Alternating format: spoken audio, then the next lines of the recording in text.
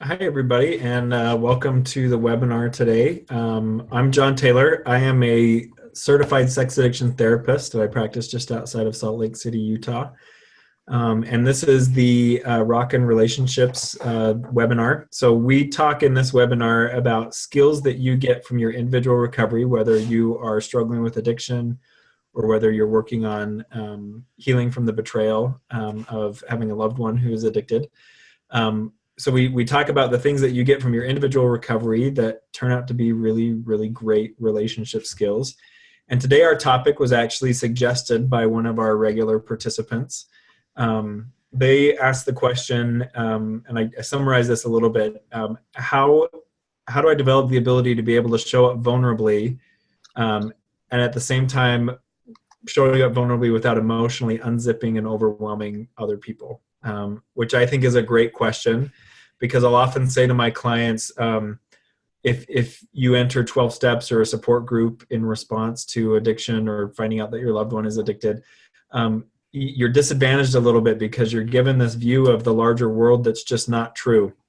The majority of human beings that get together don't get together to be intensely vulnerable and intensely truthful with each other. Yet in 12-step rooms and a lot of other support groups and therapy, that is what people get together for.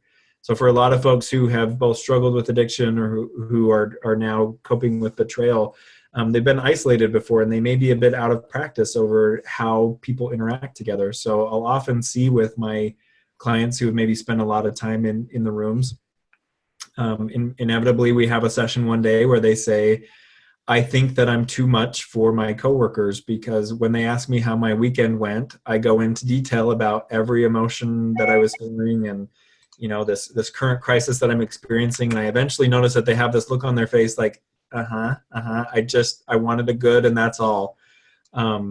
So, I think that willingness to be vulnerable is it's not a liability. It's not a bad thing. I think as with many things in recovery, what we look for is the time and the place, the set and the setting. And with vulnerability, it's the same thing. So, I would start with if you're experiencing this, the way that you get close is maybe to be emotionally overwhelming or to feel emotionally overwhelming. The first question I would ask is, do you have enough safe outlets? Do you have enough safe place that you can vent? There are some relationships where we have where it is appropriate to reach out to that person, say, hey, can you talk? And the minute they pick up the phone, say, all right, I've got a dump and here I go. And that person is ready for that. If you're in 12 steps, that's what a sponsor does. If you're in therapy, a lot of times that's what a therapy session is. If you have this kind of relationship with a supportive person, a loved one, a spouse, a partner, sometimes that's what that is let me tell you the truth about what's going on for you, and it's going to come out raw.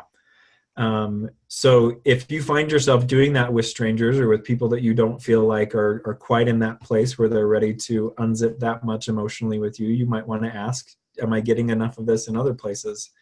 And if not, you might want to consider the kind of relationships that you might need to build, the organizations or groups that you'd want to become a part of so that you can do that venting, so that when you show up at work on Monday morning and somebody asks you how you can do, you can say, I'm doing all right, how are you? Because there's not that pressing need. The other thing, this is something that I learned early on in my recovery, is the zipper metaphor. And people would talk a lot about whether your zipper was on the inside or whether it was on the outside. And I think it's important with that one too to recognize that everybody else has a zipper, and it's either organized externally or internally. Now, if we look at how that zipping works, I think for most people, they prefer a zipper on the inside, where they're saying how much access they have, how much access other people have to them, the timing, the pace. I think that works better for us individually when our zipper's on the inside. Now, if that's true for me, it's probably true for everybody else I'm in a relationship with. So if you're examining your behavior and your feelings and you're saying, I have a way of unzipping people, or I have a way of getting people into this way too vulnerable place, you might want to look at, do I believe that their zipper should be on the inside? And am I acting in accordance with that? And if not, how can I change that? What can I do? Some really simple things that I've learned is asking people, hey, are you open? A couple of months ago, I had a pretty shocking, surprising thing happened. And I reached out to someone who I have an accountability call with them every week. And most of it focuses on kind of goals that we're working on. And it hasn't been too emotional. And, some of this upset had to do with some of the goals we've been working on. And I called him, and he picked up the phone, which I was grateful for. And I said, hey, I have a request that's a little bit out of the ordinary. I want you to tell me if you're up for this today, or if not, that's fine too. And I said, I have some emotional stuff to talk about in relation to the goals that I'm working on. Would you be willing to help me for 10 minutes? And so I outlined in there, number one, this is going to get emotional. Are you okay with that? And I gave a time limit, and I stuck to that. When we got to 10 minutes, I said, okay, it's been 10 minutes. That's what I've asked for. And, thank you. And, I gave him an out. So that had to be my awareness of how much, because of the pain and the surprise I was in, how much of a tendency I could have to overwhelm somebody. And I'm really grateful that my recovery to that point had taught me to check and ask for permission. Are you in the same kind of space? I think that is one of the things that can help a relationship grow and become more intimate, is when we do take some more risks with each other. But it's got to have a solid base before then. And so to take those risks, sometimes we have to ask for some buy-in and some permission. And sometimes we can be surprised. Like this friend of mine who I got a little more vulnerable with, our relationship got closer after that. He gave me some really good perspective. He gave me some really good advice. And down the road a little ways, he's shared similarly with me, and that's building a stronger bond, a stronger friendship between us. So, taking emotions to a relationship is not always wrong, or it's not always overwhelming. We just have to make sure that the relationship is on board for that, and it's the right setting. And that would be the final piece of advice I would give here. Remember the setting that you're in. Again, that's where a lot of the folks that I work with who are in 12 steps, they're disadvantaged because most of their socializing happens in the rooms, and they forget that not everybody shows up to get really vulnerable and truthful and emotional. So sometimes I have to remind myself, and again, because I spend the majority of my day talking to people about deep things, when I'm at a party, asking somebody how they feel about that, probably not the setting for that type of question. Or, it can become such second nature, I think, to when we're involved in helping ourselves and helping others, it can become such second nature. The kind of questions that we ask, they can actually be more exposing than we might intend them to be. So I have to remind myself when I go to neighborhood functions and parties, asking questions about, what do you do for work? How long have you done that? How long have you lived here? Oh, these are wonderful clematis or whatever the flower is. Like, where did you get them from? Like, I have to remind myself what surface topical conversations are versus the things that get a little more intimate, a little more revealing. And again, that's not to say that some of those neighborhood relationships don't turn into more emotionally supportive ones. Some of them certainly have, but it's all about that pacing, and it's about the buy-in. So the three pieces of advice on this: how do I deal with the big intense emotions that I have and be a vulnerable person without unzipping others? The first one, make sure you have safe outlets, places where you can vent, so that when you have an opportunity to talk to somebody, you don't feel the pressure to get all of the emotional backlog out. The second one, remember the zipper metaphor. If it works better for you to have a zipper on the inside, respect that other people need a zipper on the inside too, and ask for permission. If you're going to get a little more vulnerable, if you're going to get a little more intense, ask them if they're okay to follow you there. And then the third one is just remember the setting you're in. I have two boys who think that bathroom humor is very, very funny. And I find myself saying a lot, this is stuff we can joke about at home, but this is not polite dinner conversation. So don't take this to grandma's, and don't take this to your birthday parties. So remember the setting you're in and the people that you're with. And most importantly, I would say, don't get so worried about making the wrong step that you don't make any steps. I recorded a podcast with Dr. Rob prior to starting this webinar, and I talked about, I think one of my first tenets for making relationship work is to understand that it's all an experiment.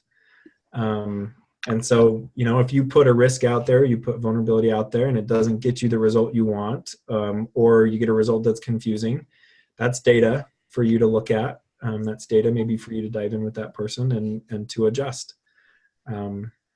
So that's it for the topic today. So, I think it's interesting, and this was a little bit of what spurred the question. Was she said at the time she asked the question, she only had her sponsor in another location.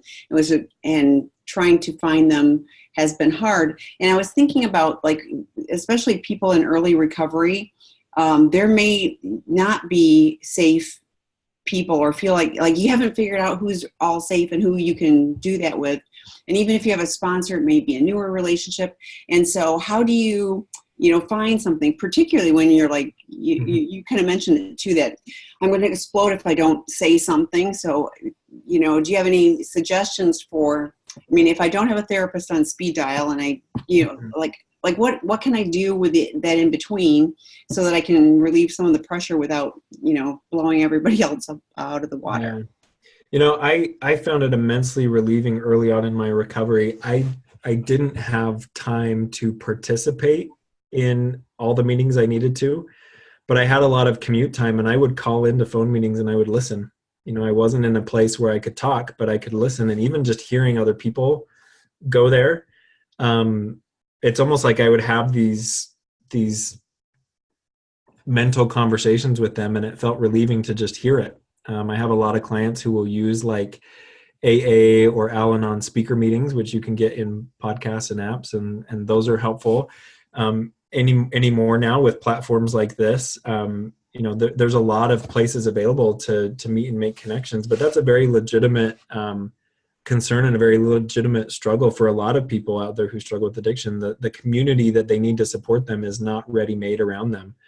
And that was one of the reasons why I said yes to doing these webinars, because I think that community is important, and I want people to have the experience of, I can go into this ready-made community and they can help me. But a lot of times that process of building the community around you includes a lot of trial and error, and it's messy. And I would say keep trying and try a lot of different things out. For me to even get to the point where I was calling into phone meetings, I had to challenge a lot of but I want someone face to face, and I want someone on my speed dial, and that just wasn't going to be a reality. So I had to, what's the word I'm looking? I had to improvise. I had to try something. I had to try an option that maybe wasn't my favorite, but I learned that it did enough of what I needed, and that was going to be good for me. I think that's really true too. And yes, we have people that are constantly commenting that the podcast and even these recorded, previously recorded webinars are very helpful. So technology actually, can be very helpful, in this day and age. Back in the olden days, sounds. But the other thing I was thinking too is, there have been people I've trusted that have burned me. Yeah. And I have spent a lot of time thinking about that, is, because, the natural inclination is pull in and be less vulnerable. And I thought, I've learned so much about myself, and, I don't want to be that person. So, that saying, better to have loved and lost than never to have loved at all. And I've thought about that. It's like, I would rather be vulnerable and trust on some level and get burned a little bit every now and then than to be so walled off, by myself. So, I have people that are truly safe for me that I can really share. And then, we've talked about it before too. You got these kind of the incrementals. I can talk to these people a little bit about this, and, as they get closer to me in my circle, then, I can be more my true real self. So, but it does take time, and it's difficult, particularly when you're in the early stages. It was for me anyway. I had all this emotion, and everything was like, and so I needed like somebody to listen and just tell me that, no, you're not crazy. It's going to be okay. This too shall pass, etc. So, when you're talking about the remembering the setting you're into, yeah, like I think that is really important. I've witnessed, even at 12-step meetings, where somebody like starts, telling somebody that you're just meeting their entire story. And, I think that is one of those things where you do want to invite. I thought it was fascinating when you called and said, can I talk to you for 10 minutes? And you stopped it at 10 minutes. because I think my tendency would be to go, well, we're still talking, so we could keep going, you know. Yeah. And so for you to hold that boundary, felt like that's a really important aspect of it. You know, if I'm setting this boundary, this is what I've asked for, so that, and it probably is, because then that person is willing, because he or she knows that when you call and say, I need 10 minutes, it's 10 minutes. It's not going to be an hour. So I hadn't. I think that awareness of self and your ability to monitor your own boundaries and your willingness to do that, that's part of what can build some of that trust to go deeper. And that's part of what, you know, can, even if you're bringing something that's really emotionally laden, that can help that person not feel as burdened, is they know that you're not just dumping on them, but you're actually inviting them to share the load. You know, I think there's a lot of people out there who are really happy to share the load. But they don't want to take on your problems as if they were their own. And if you give the sense of like, I could just keep going and, you know, there's no end for me, that's where people can, I think, get that feeling from. Yeah. And feel overwhelmed, you know, on the other side of it. So, so this person says, it feels normal for me to ask deeper questions. I find myself feeling frustrated, that a sense of I don't want to waste time on the planet. My time is limited with superficial chat. Is that something like the 12 steps say we become more tolerant? Yeah, I think that evolves. Like, you know, I think early on in recovery, it is really important to look at every moment counts, and what I do with that time is really important. And especially early on where you're working on getting some solid foundation and staying sober, like, yes, every moment counts. And, you know, as I look with my clients, you know, I wish that everybody would get into recovery and be wonderfully social at the same time, but usually we can't do both. And I would rather they choose like solid recovery. But when the timing is right to say, okay, like it's not so do or die, and now I need some connection, to be able to move into that, you know, with that zipper on the inside metaphor, it's been really important for me to recognize that people are where they are. And if I want connection, I can't be the one who's always sitting there and saying, you got to clear this bar, you got to clear this bar. I have to be willing to meet people where they're at too. And I think I've shared that same feeling at different parts in my life, that this could be just a colossal waste of time. Or if it's where that person is at and I'm interested in connecting with that person, it can be a really connecting thing. I always talk about my kids in these, and, you know, we got them a new video game system that they asked for Christmas. And my thought when we got the system is this is just going to be for them. And I went through that whole like being obsessed with video games, and I left it for a reason. So I'm not going to play a lot with them. And they kept asking me, there's this game they like to play that's very story driven and really involved. Dad, you should play this with us. Dad, this is so cool. And now on the weekends, we probably spend upwards of 3 or 4 hours together playing this. And on the weekdays, we usually try to squeeze in a few minutes before bed. And that's real connection with them. You know, I don't have to look at that and think this is really important to me and this is the most important thing in my life. To them, it might be. Or to them, it might be the most important thing in their life because it's how they have some access to their dad. You know, so as you look at that surface chat, look at the people that you're doing it with and ask, is it worth it for me to go to the surface with them so that they can feel a moment of connection with me? Well, and deep, you know, like sometimes I'm just too tired to have a really in-depth, you know, like having those in-depth conversations all the time is, well, you do it for a living, so never mind. But it's exhausting on, you know, like, yeah. You know, like you have to be in the right head. So sometimes I want to be, you know, a little more superficial and all that. That doesn't mean that those aren't connections I want to make on a deeper level and have different levels of conversation at another time. But, yeah, you know, like I said, I flew today. I'm tired. Like this would be a horrible day for me to be interacting with somebody on a really deep level. Mm-hmm. So this, let's see.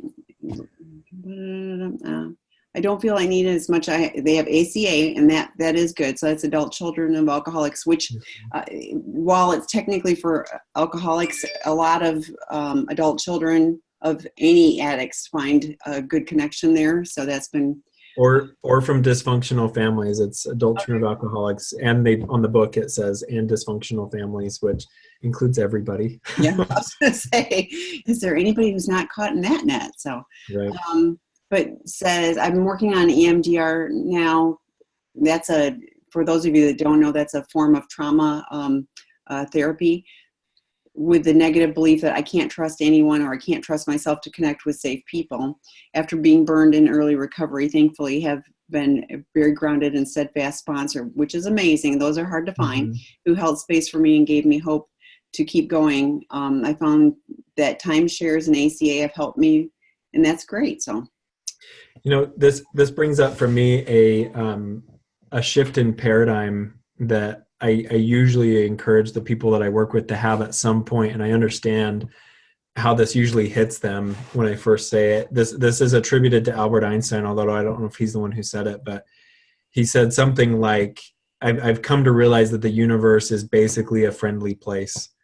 And I think that's a really important paradigm shift to have, especially when you've come from trauma and betrayal. All the more important to be able to have that fundamental shift that said, this universe fundamentally wants to work in my behalf, wants to work in my favor. And I challenge my clients to start working with that conceptualization and that paradigm shift, because it changes the qualities of which we'll interact. It may be that there's a lot of places in this universe and a lot of people in this universe who are dangerous, who do not have our best interest in mind. However, if we see that as what we are likely to come across or what we're guaranteed to come across, we're going to approach in a very closed, small, non-open way. And then, we'll be surprised that we don't get connection. When we have that fundamental belief that this is fundamentally a friendly place for me, we can lead with maybe something that's more authentic and more inviting in us, something that's a little more, people see a little more readily our willingness and our desire to connect. So being able to work on that belief that says, I can't trust anybody, or this world is not friendly, I think that's important. Because when we're looking for safe, healthy, available connection on our end, we may be privileged to come across the people who will see that we want that, but have a hard time doing it. But for the most part, I think people need to see something safe, healthy, and connected coming from us to want to do that kind of connecting with us. And I agree. And I want it, like I said, I would rather get burned every now and then, but go out with I believe people basically are good and basically want to connect, and all of those fundamental positive things. Then everybody is unsafe, and I have to armor, I have to run around in Kevlar. So yeah. So other questions or comments? John's here to answer your questions. So I guess while you're while we're looking, I'll mention drop-in groups. So if you haven't already participated in drop-in groups on this site, would invite you to do so. They're different than the webinars, as you are able to, if you wish to, share your camera and be able to connect with people. So we're talking about connecting, and we want to create a safe environment so that people can connect. So invite you to join those. There's ones for betrayed partners. There's there's one for a female sex and love addict. There's one for, there's multiple for male sex addicts or co-occurring. There's a gay man's group, and there's a porn addiction, not gender specified. So all of those are opportunities. And then there's a number of webinars. So Dr. Rob is doing his live Q&A tonight at 5 p.m. Pacific time. So I would invite you to do that. His is all questions. So you can ask him any question you want that pertains to this type of topic. He does his best to answer those, again, in a general way and in an anonymous way. You get to ask him questions. So I invite you to do those. And the podcast series is really good. John mentioned the podcast, but that podcast series is in the top 10 list for addiction podcasts. And there's a number of pre-recorded webinars. So if you haven't seen some of those, Dr. David Fawcett, who is collaborating with Dr. Rob on the Seeking Integrity Los Angeles treatment program, hosts one on Wednesday night. There's a Codependence one with Kim Buck. There's a number of different options. So invite you to check into those all free resources that are on this site. So That's your public service announcement. So any other questions or comments? We've got an expert here. Ask him questions. It doesn't have to be about this boundary stuff that we're talking Right. about. Anything regarding relationships and recovery. Relationships, mother enmeshed men, you're very fluent in talking about, enmeshed relationships. Yeah, we have a question, yay. After EMDR last week, I had a very intense migraine with aura that started the next day. The migraine kicked and lasted 72 hours, and my brain is just now starting to feel less foggy. And she's feeling better now. I've also slept so much, but my dreams were super busy. I felt like it worked all night. What came up was something I already cognitively know, yet I felt the fear emotion of my inner little girl, and it was very intense. I feel very safe with my therapist. Is this a normal reaction? I would say, to answer that question, this is a normal reaction. Trauma is not just a cognitive thing. It's also our body, so to have your body respond to some things that are moving intellectually, emotionally on the trauma front, that's definitely normal to have that show up in your body. Bessel van der Kolk wrote a whole book about it called The Body Keeps the Score. And then there's also Gabor Mate, who's an MD out of Montreal, isn't he? Vancouver. Oh, Vancouver. Okay, sorry. He wrote a book called When the Body Says No, which is about that, emotion, body connection. And, so it's very, very normal. I think when you're going through any kind of intensive trauma resolution therapy like this, it's really important to circle back and talk with your therapist about what you experienced. Not out of a like, oh my gosh, this was awful, is this normal, but more like this person's taking my journey with me, and this is part of keeping them along on the journey, is letting them know what my body has been going through as a result of what we've been working on emotionally. So yeah, there's not a body-mind disconnect. You don't go anywhere with, you don't ever take your body somewhere where your mind and your brain don't come along. So, they're definitely connected. Yeah, I interact with a number of betrayed partners, and I know I'm just listening to one sliver of it, but there are so many people that struggle with some pretty major health issues, a lot of autoimmune issues. And I know that there's been some research on, all of that too, but I always think of Bessel van der Kolk's book, The Body Keeps Score. And if you're internalizing all of this, so it doesn't surprise me that you're having some, physical manifestations from that. But hopefully it's processing it, so it's getting unstuck, so that you're not hanging on to that as well. So do you think that there are fertility issues for partners of sex addicts, such as bleeding issues or growth or reproductive organs? Any thoughts on that? This is probably outside the scope of my practice. I'm not a medical doctor, and I don't know what the research says, if there is research on this. However, we do know that under immense stress, we have higher than normal levels of cortisol and adrenaline in our body. And one of the things we know that cortisol does over time, in the short term, cortisol can actually help our joints be pliable and help our muscles, recover quickly. Over time, it can have a corrosive effect.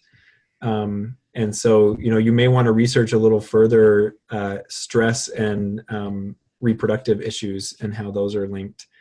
Again, I would have a hard time believing in the work that I've done with partners and the training that I've got, every area of life is impacted by this. So I would not be surprised to learn that fertility issues and other reproductive issues are not impacted by this. But, I think you're safer to, to do some of that research from people who actually are experts on that, and then it's not outside their scope of practice. Talking to your doctor, I think, could be helpful, or looking at the literature from peer-reviewed sources could help. I suspect that as there's so little research on sex addiction, like you said, more on the trauma and stress. If you try to look it up, I would be shocked if you actually found a study where they study that, because there just isn't enough, data on that yet. I mean, with the I mean, the DSM still doesn't recognize sex addiction. The World Health Organization does. But okay, so I'm currently having EMDR once a month, but I'm thinking of upping it to every 2 weeks, possibly a week, and then not going back to working for a little while. Is that a good idea? That would be outside my scope too, not because I'm not an EMDR trained professional, but I'm not your therapist. So I would recommend going back and talking with your therapist about the frequency and the intensity and the overall plan. When I work with clients, I let them know, if I had it my way, I would probably have a captive audience that I worked with until issues were resolved, but life just doesn't work that way, and we don't have infinite money and infinite time. So that's always a part of the treatment consideration. But, collaborate with your therapist on that, and they'll know a lot better about where you're at, and I think they'll be able to offer you some better advice on that. Yeah, I agree, but I think definitely talking to them about that. And my personal journey was when I'm in an intense thing, I go more frequently, and then I can space it out. And like right now, I'm not seeing my therapist, but she's, she is on speed dial. I can make an appointment with her anytime, so that's helpful for me. Yeah.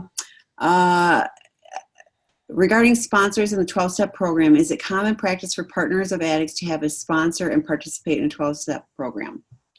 That depends. I think it depends on the recovery circle that you're in. Some are very heavy on sponsorship, and some consider it more like a fellow traveler or a support person. So it depends on the group you're in. I think sponsorship tends to work best when it's linked to a 12-step group, and that's actually part of the group and part of the culture. So there are some 12-step fellowships that are for partners. There's some that are sex addiction specific. In the area that I live in, I actually refer a lot of my partners, if they want to do 12-step, I refer them to Al-Anon, which is for people who live with active alcoholics, but it's a stronger support in the area where I live. It's a stronger support community. And I think their experience with sponsorship there is better. So as with anything, support or 12 steps, I would recommend trying out options that you're interested in, things that you're willing to see if they're viable or not, and then assessing. I think sponsorship can be really, really helpful, primarily as a guide through the 12 steps, but also this person can become a support person, that person that you have on speed dial and that you talk to about nearly everything, which, a lot of the partners that I work with, they want that, they need that. Yeah, if you're in a group for partners of addicts who says we do sponsorship, then that would be a norm in that group, and you might want to pursue that. And I know with some of the drop-in groups, people are connecting. They're finding safe people within that group, and then they're connecting outside of the group. So they've exchanged information so that, like if you really resonate with somebody and you want to have deeper conversations with them, or even if it's not a sponsorship, but just even, peer support, however you want to label it, check out the drop-in groups. You may find somebody that is a good fit. There's a lot of great people in the 12-step meetings. There's also a lot of toxic partner meetings. So it really is be discerning, and see if you can find something that feels like a really good fit. Yeah. And I would elaborate a little more there, like the pro-dependence drop-in groups, I think can be great. One of the hesitancies I have in recommending people to 12-step for family members of addiction is they use the term codependency all over the place. And I have several problems with that. First of all, codependency is not a concept that actually appears in the research, because we can't define it to a point where we can actually study what it is. So it's much more of a concept that I think people take on a gut feel and say, this is what it is, and it's always shifting. Codependency models also tend to pathologize connection, in my opinion, which can be really, I think, confusing and painful for partners of addicts who can recognize, yes, I've really been hurt and I've been betrayed, but I still love this person and I want to be with them. And that's not sickness, that's love, that's connection, that's attachment. So pro-dependency drop-in groups. There's also, I've talked on this webinar before about smart recovery. There's smart family and friends meetings that focus a lot on it. It actually is a model that really reminds me of what Dr. Rob has written on codependency, and it focuses on how to have the healthiest connection possible with your loved one who is choosing addiction right now. There's a lot of options. I would echo what Tammy said. Find a community that feels healthy and supportive and safe. And, for me, the research points to there's not one approach to recovering from addiction that works any better than any other one. What that tells me is it's about the relationships and it's about the connection. And that's how those groups help people, in addition to maybe the great tools and insights that they give. So find a community that feels safe and connecting and supportive for you, and you'll probably be in better shape with that kind of community. Yeah, and I think it's really important to find people that will support you. So what I hear often is, I can't tell my family because they want me to, dump him.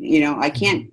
I can't tell, like, it's really challenging, I think, as a partner to find a safe people to talk to. So finding people who are in a similar situation or have walked the path ahead of you. I mean, ideally, in a 12-step meeting, you're going to, you pick a sponsor who's ahead of you, so they can help guide you, on the steps and everything. But, like, I agree with John that, like, I don't think you have to, partners aren't addicted to their addict. They love their person. They, and they may understand this person's really broken and they need help and support, but they have a lot of history with them. And I don't mean to, male addict and female partner.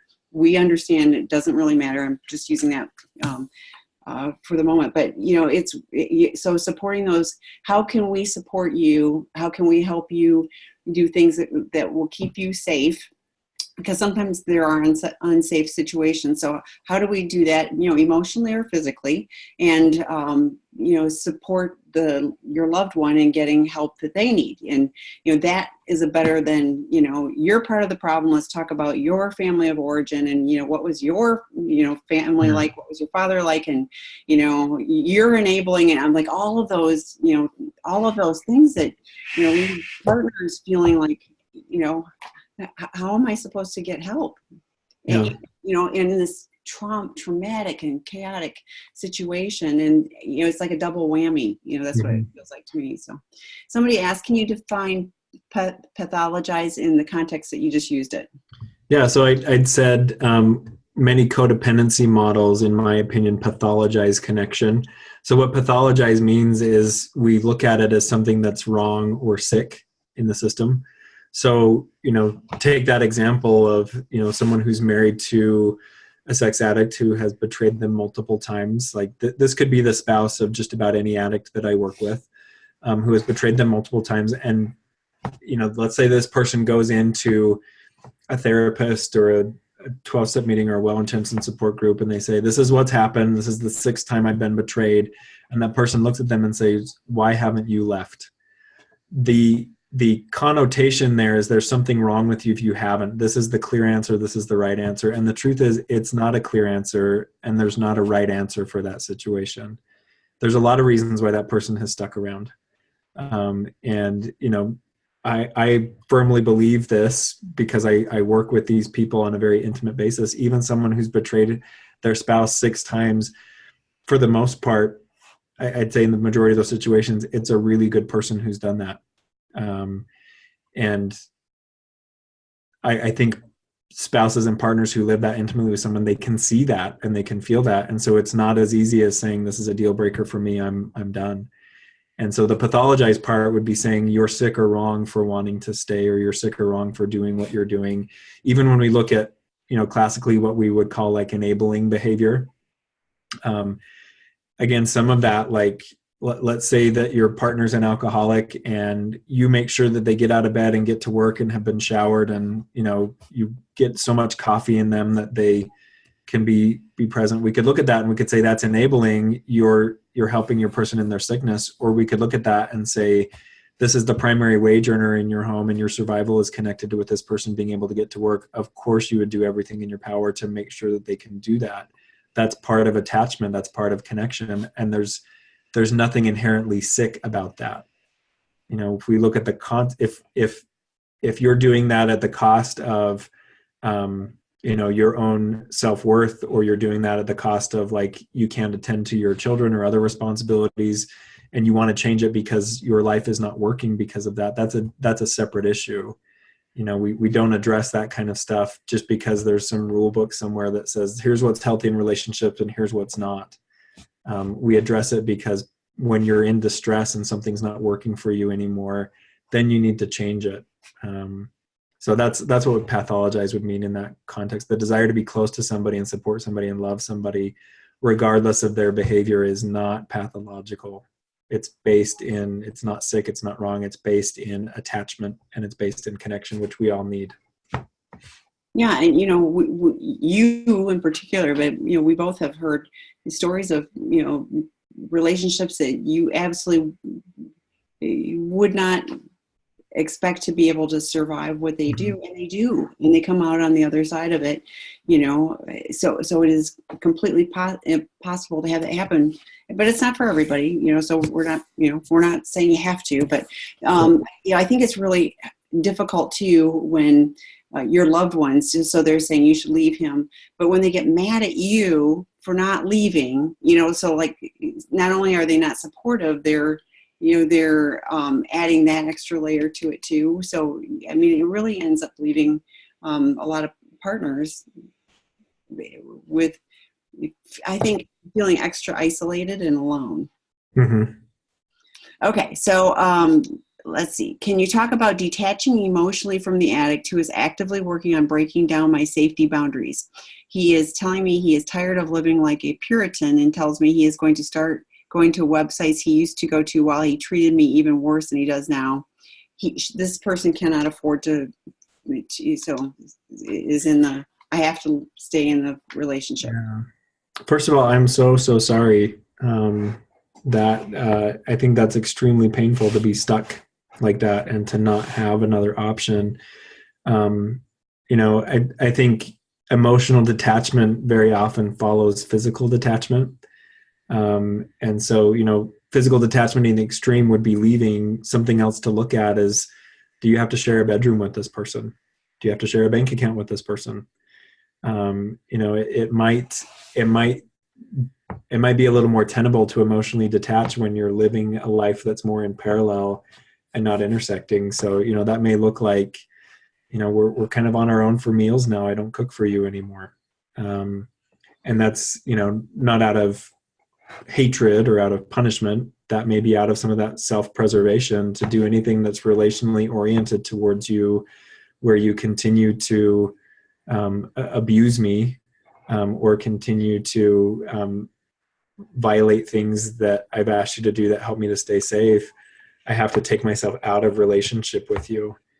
I think that this is one of those places where getting a lot of support from people who know your story and can help you, whether that's a qualified therapist, a support group. Al-Anon comes to mind for me here, because Al-Anon is full of people who have chosen to stay or can't leave a relationship, and they can learn how to be happy. They can learn how to be healthy and functional in that, and it has nothing to do with whether they stay or go with their loved one. They learn how to live a different way internally and with boundaries that can really help with some of that emotional detachment. So I would say keep looking at options, things that you can rearrange within yourself, and maybe even things you can rearrange within the setting, so that there's not so much intersection in the relationship, so much of a responsibility or an expectation to caretake. But don't be surprised, and this is just my experience, don't be surprised if he works extra hard at re-engaging you. Like it won't be just like, oh, okay. It won't be acceptance on his end. So because you're going to start changing the boundaries, you're going to start changing the relationship. And, if he wants what he wants when he wants it, then, if you're changing the rules, there could be some pushback. So all I'm saying is have a plan for that. So a few weeks ago, you said in the webinar something along the lines that it's hard when we go back to our family of origin and realize they may not have as much emotional intelligence as I do now. My therapist actually asked me, how are my family reacting to the change in me since there has been so much in the last 3 years? And I was shocked that my answer was that they aren't. They don't say anything. They don't make a comment or anything. And I've realized I've been waiting for them to notice my change. And it does kind of hurt that so much has changed and they say nothing. And I'm starting to realize I need to let go so I can move on and live my life fuller. Has this been a pattern journey for other adult children you've worked with? Absolutely. I think when we become adults, we get this expectation that the needs we had as children, we don't have anymore. I actually think we don't outgrow those needs ever. The need to be seen, the need to be loved, the need to be connected. I don't think anybody ever outgrows those. I think we change the way that we get those needs met, and we may become more in control of who we go to and how we go to them for those needs being met. But a lot of the adult children that I work with, they face the same thing. I was still working to please my family because that was my role forever. And, talk about emotionally detaching. This would be one of those places where you'd want to look at, how do I let myself separate from that role, not out of spite and not out of hatred and not out of anger, but out of recognizing what's good for me. It makes me think of the kid who sits outside of a friend's house every day, just hoping that friend notices that they want to come and play, and that friend never comes out and says, let's play, because that friend isn't worried about the kid who's sitting out there. It's time to move on to a different friend's house, get that validation from somewhere else, stop expecting it from the family. And that's so much easier said than done. There's a whole ton of mourning that's involved in letting go of what we wanted, what we needed from our family, but weren't able to get. And it can be a long process. But yeah, you're definitely not alone in needing to work on that. Well, and, I think of, kind of reparenting myself, having to go back and I've shared this before too, but, the having to reach back to the little girl that was and go, you're going to be okay. And kind of, I still can get that vision of exactly when my therapist was sharing that with me, but of like being there and being the support for that person and validating, for myself and the other safe people in my world, and that grieving of these people just can't do it. And honestly, for me, the people that can't go there with me, I had a sadness that they weren't able to, because to me, I want to experience life, and, what you're saying too, with it going that deeper, I want to have relationships that are significant. And it's sad that they aren't able to. I kind of go there, that it's not that they don't want to, they wouldn't know how to do that. Yeah. So that kind of helped me, like, not be resentful of it, but rather put it in a perspective of they just don't have the tools. I've learned tools. I didn't have tools. I learned tools in a 12-step program, and they haven't had that opportunity or desire or whatever to do that type of work. So another EMDR question. I'm finding an appetite is big at the moment too. This is after the EMDR and the migraine and everything else. Is that a common side effect? Yeah, it can be. I think my most, the experience I had that really stands in my mind most with this is when I went to the first module of CSAT training, and my colleague Ken Adams was presenting, and he said, if you find yourself needing to overeat, or if you're finding yourself needing to be on your phone all the time, you might want to ask yourself what's coming up emotionally in this content that has you wanting to distance. Food can be one of the ways that we distract when we're in emotional pain. It can also be, as we're working on trauma, our connection and the pleasantness of being connected with our senses, which food is a very sensual, sense-filled experience. So I could say a couple things. You want to ask yourself, am I distancing here, or is this like a reawakening in me? I'm reconnecting with my senses. As with all things, when we're working in therapy or working on trauma or healing in any way, I would say that the best thing you can do is be curious about it. Ask good questions about it. Talk to people who are in your support circle about, this is going on for me. What do you think?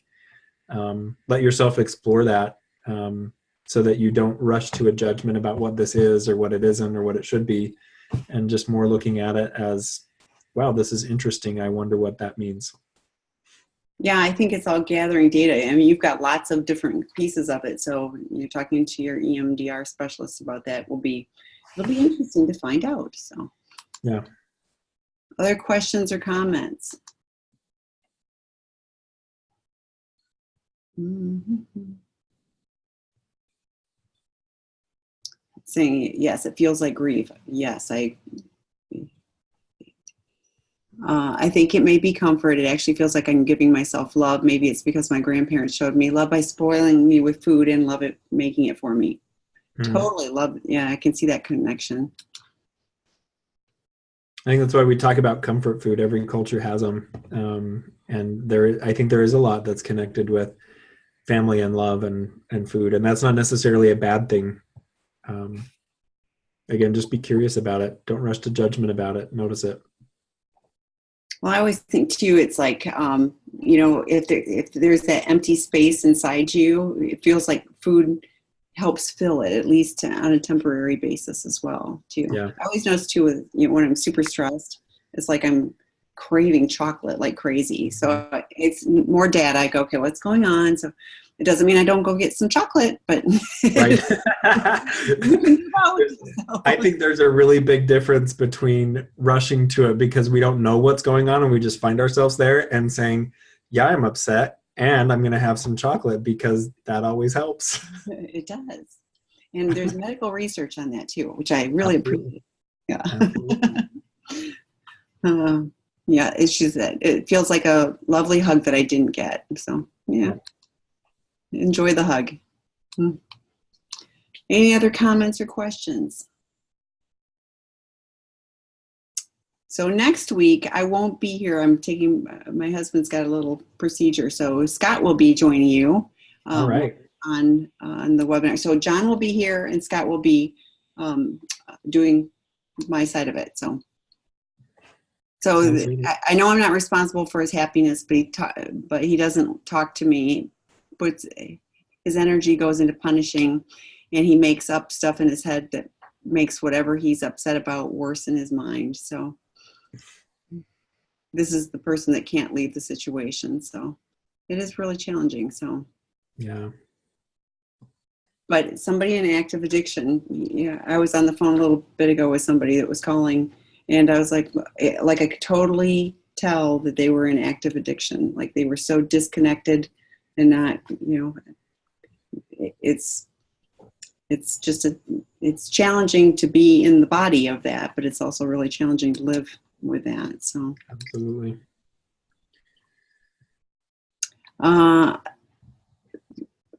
She's spent years being strict about her diet, so I'm enjoying being a little bit overweight, but having to make sure I look good. Now it feels nice to not have to worry. So sounds like freedom. Yeah. Okay. Well, if no one else has any questions or comments, I think I'll see you in 2 weeks. But everybody else, please join next week. John and Scott will be here. So. All right. And I'll have to watch it and see what I missed. So. See you next week, everybody. Thanks. Bye.